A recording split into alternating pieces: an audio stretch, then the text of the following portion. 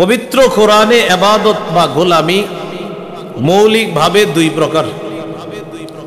এক নাম্বার সাধারণ গোলামি বা সাধারণ দাসত্ব, দুই নম্বর বিশেষ গোলামি বা বিশেষ দাসত্ব।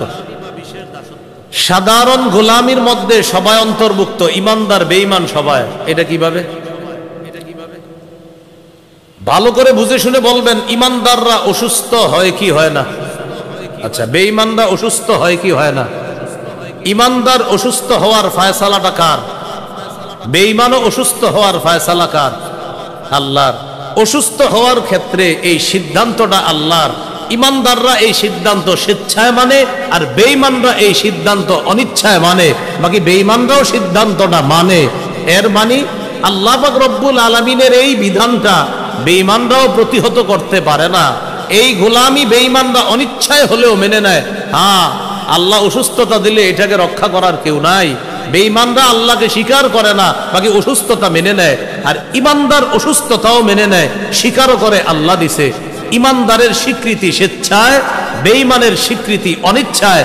বাকি রবের এই ফায়সালা ইমানদারও মেনে নেয়, বেঈমানও মেনে নেয়। এটাকে বলে সাধারণ গোলামি বা সাধারণ দাসত্ব। সাধারণ গোলামি, সাধারণ দাসত্ব। আরেকটা উদাহরণ দিলে বুঝবেন। এই জায়গায় যারা আছেন খানা খান কারা কারা? মাশাআল্লাহ। এবার আমরা হাত তুলে বলি, অন্যান্য ধর্মের মানুষ খানা খায়নি। চাল ডাল কে দেয়? বলেন কে দেয়? তাহলে চাল ডাল আল্লাহ দেওয়ার ফায়সালা। ইমানদার মানে বলেন স্বেচ্ছায়, বলেন ইমানদার মানে, আর বেঈমান মানে অনিচ্ছায়। নামান হাতেই তো বুঝছেন। তাহলে আল্লাহ খাবার খাওয়ায়, এটা ইমানদাররা আমরা সহজে মাইনা নিই। বেঈমানরা এটা মানে না। কিন্তু যখন মাটি খুইরা দেখে একটা বীজ, একটা দানার মধ্য থেকে এতগুলা কেমনে বের হয়, মানতে চাইও আবার মানে না। কারণ আল্লাহরে মানলে তখন আমগু বিরোধিতা কেমনে করবে? তো এই জন্য সাধারণ গোলামির মধ্যে সবাই শামিল। ইমানদার স্বেচ্ছায় শামিল, আর বেঈমান অনিচ্ছায় শামিল। এটাকে বলা হয় সাধারণ দাসত্ব বা সাধারণ গোলামি। এই কথাটা আছে সূরা মারিয়ামের 93 নম্বর আয়াতে। আল্লাহ বলেন, ইন কুল্লু মান ফিস সামাওয়াতি ওয়াল আরদি ইল্লা আতির রহমানি আবদা। আসমান জমিনের এমন কেউ নাই যারা রহমানের কাছে দাস রূপে উপস্থিত হবে না। আসমান জমিনের সকলেই রহমানের কাছে দাস রূপে উপস্থিত হবে। ইমানদাররাও দাস রূপে উপস্থিত হবে, বেঈমানরাও দাস রূপে উপস্থিত হবে কিয়ামতের ময়দানে। বাকি ইমানদার কিয়ামতের ময়দানে আল্লাহর কাছে তার গোলামি হবে গ্রহণযোগ্য, বেঈমানের গোলামি গ্রহণযোগ্য হবে না। ইমানদারের ঠিকানা হবে জান্নাত, বেঈমানের ঠিকানা হবে জাহান্নাম। ফেরাউন আল্লাহকে আল্লাহ মানছে কখন? হালাতে গড়গড়া বা প্রাণটা যখন কণ্ঠাগত হলো। প্রাণ কণ্ঠাগত হয়ে গেলে তখন আর ঈমান কবুল হয় না। এটাকে কোরআনের ভাষায় বলা হয় হাত্তা ইদা বালাগাতিল হুলকুম। প্রাণ যখন কণ্ঠাগত হয়ে যায়, কণ্ঠাগত হয়ে যাওয়ার পর এটাকে বলা হয় হালাতে গড়গড়া। প্রাণ বের হবে হবে অবস্থা। এখন ওই মুহূর্তে যদি বলে আমানতু আন্নাহু লা ইলাহা ইল্লাল্লাযী আমানাত বিহি বানু ইসরাঈল ওয়া আনা মিনাল মুসলিমিন। ফেরাউন মরে যাবে ওই মুহূর্তে বলতেছে আমি ঈমান আনলাম ওই সত্তার উপর, যেই সত্তার উপর বনি ইসরাঈল ঈমান আনছে। ফেরাউন ঈমান আনছে, স্বীকৃতি দিয়ে দিল ফেরাউন। আল্লাহ তাআলা জবাব দিয়ে দিলেন, আল আনা ওয়াকাদ আসাইতা। এখনই বানানো? একটু আগেই তো নাফরমানি করছো। এখন তোমার প্রাণ কণ্ঠাগত, এখন ঈমান আর গ্রহণযোগ্য হবে না। ফেরাউনও আল্লাহকে আল্লাহ মেনে নিচ্ছে, ঈমানও আনার স্বীকৃতি দিয়ে ফেলেছিল, আল্লাহ গ্রহণ করে নাই। কিয়ামতের ময়দানে সবাই বুঝবে যে আসলে রব একজন, তিনি হলেন আল্লাহ। বাকি ইমানদারের এই বুঝা তাকে জান্নাতে নিয়ে যাবে, আর বেঈমানরা কিয়ামতের ময়দানে এই বুঝ তার কোনো কাজে আসবে না, ঠিকানা জাহান্নাম। তাহলে কিয়ামতের ময়দানে সবাই বুঝবে রব কয়জন, তিনি কে। এই বুঝাটা লাভ হবে কাদের? ইমানদারের। আর বেঈমানের কোনো কি হবে না, লাভ হবে না। আরেকটা হলো বিশেষ দাসত্ব। বিশেষ দাসত্ব বা বিশেষ গোলামি সবাই করে না, শুধু আল্লাহর নির্বাচিত বান্দারাই বিশেষ দাসত্ব করে, তারা হলো ইমানদার বান্দা। এই বিশেষ গোলামি করার কারণে ইমানদারদেরকে কিয়ামতের ময়দানে আল্লাহ বিশেষ নিরাপত্তায় জান্নাত দান করবে। সূরা ফুরকানের 63 নম্বর আয়াতে আল্লাহ বলেন, ওয়াইবাদুর রহমানিল্লাযীনা ইয়ামশুনা আলাল আরদি হাওনা ওয়া ইযা খাতাবাহুমুল জাহিলুনা ক্বালু সালামা। রহমানের বান্দা তারা যারা জমিনে বিনয়ী হয়ে চলে, নত হয়ে চলে, তারা হলো রহমানের বান্দা।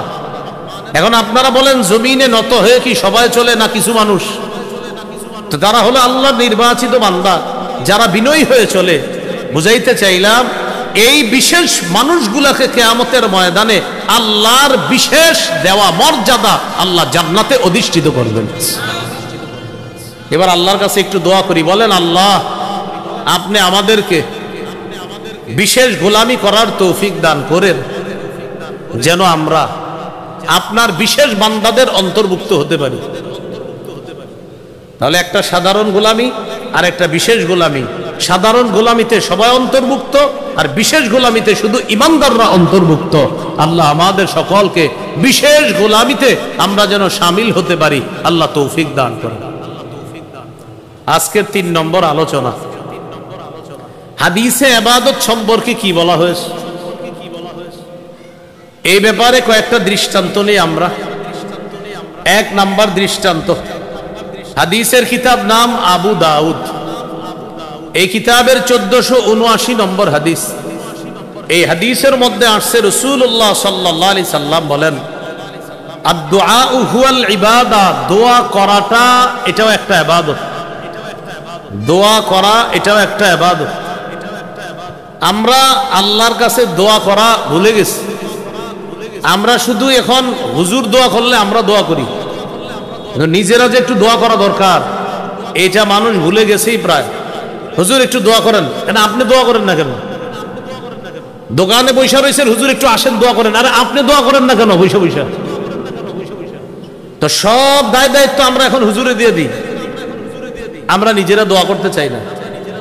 অথচ আল্লাহ তাআলা বলেন, উদউনি আস্তাজিব লাকুম, তোমরা আমাকে ডাকো, যখনই ডাকো আমি আল্লাহ তখনই সাড়া দিই। সুবহানাল্লাহ বুঝে শুনে আবার বললেন, আল্লাহ বলছে যখনই ডাকো তখনই সাড়া দিই। তাহলে প্রশ্ন এসে যায়, হুজুর আল্লাহ যদি সাড়া দেয়, কই আমি কত দোয়া করলাম, গত 2 বছর একটা দোয়া করতেছি, এখনো তো কবুল হয় না। আল্লাহ বললেন উদউনি, আমাকে ডাকো, আস্তাজিব লাকুম, আমি সাড়া দিই। আপনার প্রশ্ন হলো, হুজুর 2 বছর বলতেছি কই কোনো সাড়া তো পাচ্ছি না। আল্লাহ কি বলছে বলেন তো? সাড়া দেই, কবুল করি, এটা বলছে। কি বলছে বলেন সবাই? সাড়া দেই। সাড়া দেওয়ার উদ্দেশ্য কি, এই কথাটা প্রথমে বুঝেন। যখনই আমরা আল্লাহকে যা বলি, আল্লাহ সাথে সাথে আমাদের ডাকে সাড়া দেয়। এটা হলো প্রথম কথা। দ্বিতীয় কথা, আমরা যখন আল্লাহকে বলি, আল্লাহ আমার একটা জায়গা দরকার, অমুক জায়গায় জায়গাটা আমার দরকার, খুব দরকার, আল্লাহ আপনি ব্যবস্থা করে দেন। এই পরিমাণ জায়গাটা হয়েছে, আরেকটু হলে হয়ে যায়, আল্লাহ আপনি ব্যবস্থা করে দেন। আপনি 2 বছর ধরে আল্লাহকে এই কথাটা বলতেছেন, যতবার বলছেন ততবার আল্লাহ সাড়া দিছে। হ্যাঁ বান্দা বলো কি বলবা, বান্দা বলো কি বলবা। আল্লাহ আপনার কথা ততবার শুনছে। তিনি মাদ্রাসার বড় হুজুর, আমি ওনার কাছে একটা দরখাস্ত লিখছি ছুটির জন্য, উনি দরখাস্ত গ্রহণ করেছে কিন্তু এখনো সাইন দেয়নি। আবার বলছি, আমি দরখাস্ত দিছি, তিনি দরখাস্ত গ্রহণ করেছে কিন্তু সাইন দেয়নি। তাহলে মাদ্রাসার বড় হুজুর, আমি যতবার দরখাস্ত দিছি তিনি ততবার গ্রহণ করেছে, সাইন দেয় নাই। হ্যাঁ একদিন সাইন দিছে, দরখাস্ত পড়ে শুনে বললেন, আমি খবর নিয়ে দেখছি তোমার ছুটিটা দরকার, এই জন্য তোমার ছুটি আমি মঞ্জুর করলাম। বাকি যতবার ছুটি চেয়েছি ততবার আমার সাথে তিনি কথা বলেছে, একবারও তিনি আমার সাথে কোনো খারাপ আচরণ করে নাই, কিন্তু ছুটি মঞ্জুর করেছে একবার। আল্লাহর কাছে যতবার যা বলি দরখাস্ত সাথে সাথে গ্রহণ হয়ে যায়। হ্যাঁ, কথা হলো কবুল হবে কখন, এই ব্যাপারে 3টা কথা। 1, হয়তো আপনার এই প্রার্থনার বিষয়টা আল্লাহ খুব দ্রুত কবুল করে ফেলবেন। আজকে চাইছেন, হতে পারে আল্লাহ কালকে দিয়ে দিবেন আপনাকে। নাম্বার 2, এখন দিবে না, আল্লাহ দেখবে আমার এই বান্দার উপকার হবে আরো 2-3 বছর পরে, সময় অনুযায়ী আল্লাহ আপনার ওই 2 বছর ধরে পরের দোয়াটা 2 বছর পরে আল্লাহ কবুল করবে। কেন? আল্লাহ জানে 2 বছর পরে আপনার জন্য এটাতে কল্যাণ।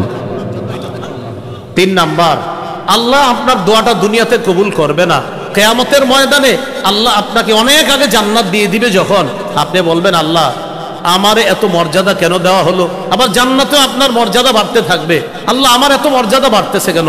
আল্লাহ বলবে, দুনিয়াতে তুমি আমার কাছে দরখাস্ত করেছো অসংখ্যবার, প্রতিবারই দরখাস্ত গ্রহণ করেছি, তবে মঞ্জুর করি নাই, প্রতিবার গ্রহণ করে নিয়েছি আমি আল্লাহ। হ্যাঁ, দরখাস্ত যেগুলো দুনিয়াতে আমি তোমার প্রার্থনা অনুযায়ী প্রার্থনা পুরা করি নাই, এটা আমি রেখে দিয়েছি একটা উদ্দেশ্যে। আজকে জান্নাতে তোমার এই মর্যাদা বুলন্দ করার জন্য, বাড়ানোর জন্য ওই দোয়াগুলা স্টকে রেখে দিয়ে আজকে সেগুলোর প্রতিদান দান করলাম। তখন ওই বান্দা বলবে, দুনিয়াতে যদি আমার আরো দোয়া কবুল না হইতো আরো ভালো হইতো। তাহলে উত্তর দিয়েন আপনারা, যতবার দোয়া করি দরখাস্ত ততবার কি হয়? মাশাআল্লাহ, গ্রহণ হয়। বলেন, যতবার দোয়া করি ততবারই কথা কি হয়ে যায়? গ্রহণ হয়ে যায়। তাহলে আজকে থেকে মনে রাখবো, যতবার আল্লাহকে বলি আল্লাহ আমার এটা দরকার, আল্লাহ ডাকে সাড়া দেয়। আরে এর চেয়ে আর সৌভাগ্যের কি যে আমি রবকে কথা বললে রব আমার ডাকে সাড়া দিচ্ছে।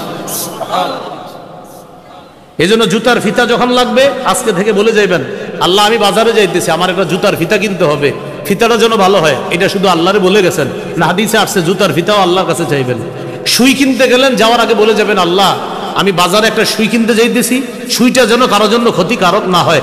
এই যে আল্লাহকে শুধু বলে যাচ্ছেন, যতবার বলতেছেন আল্লাহ আমার এটা দেন, ওটা দেন, আমার সুইটা যেন ভালো হয়, জুতার ফিতাটা আমি কিনবো আল্লাহ, এটা যেন টেকসই হয়, আল্লাহরে বলতেছেন, ক্ষণে ক্ষণে বলতে বলতে আপনি সওয়াব পাইতেছেন। তাহলে কিনলেন সুই, পাইলেন সওয়াব। কিনলেন সুই, পাইলেন সওয়াব। কেন? ওই যে আল্লাহর একটু বলে নিছেন। আল্লাহ আমাদেরকে প্রতিটা কথা, প্রতিটা ক্ষেত্রে আল্লাহর কাছে একটু দোয়া করার তৌফিক দান করেন। আমি বিষয়টা আরো সহজে বুঝাই। হুজুরের কাছে আসছেন ইমাম সাহেবের কাছে একটা কথা বলার জন্য। ইমাম সাহেবের কাছে বলার আগে বললেন, আল্লাহ আমি ইমাম সাহেবের কাছে এখন যাবো, একটু কথা বলবো, ইমাম সাহেব যাতে আমার একটু সময় দেয়। এই শুধু আল্লাহর কাছে এটা বইলে ইমাম সাহেবের সাথে কথা বলতে গেলেন। আপনি যে এটা বললেন আল্লাহরে, আল্লাহ তাআলা বলতেছেন আমাকে ডাকলা, আমি সাড়া দিলাম। আর নবী বলতেছেন আর-দুআ হুয়াল ইবাদা, তুমি যে দোয়া করছো আল্লাহর কাছে এটা ইবাদতের অন্তর্ভুক্ত হয়ে সওয়াব পেয়ে গেছে। তাহলে কথা বললেন হুজুরের সাথে, হুজুরের সাথে এই কথা বলার আগে যে আল্লাহকে বলে নিছেন, আল্লাহ সওয়াব দিয়ে দিছে। কারণ আপনি আল্লাহর কাছে বলাটাই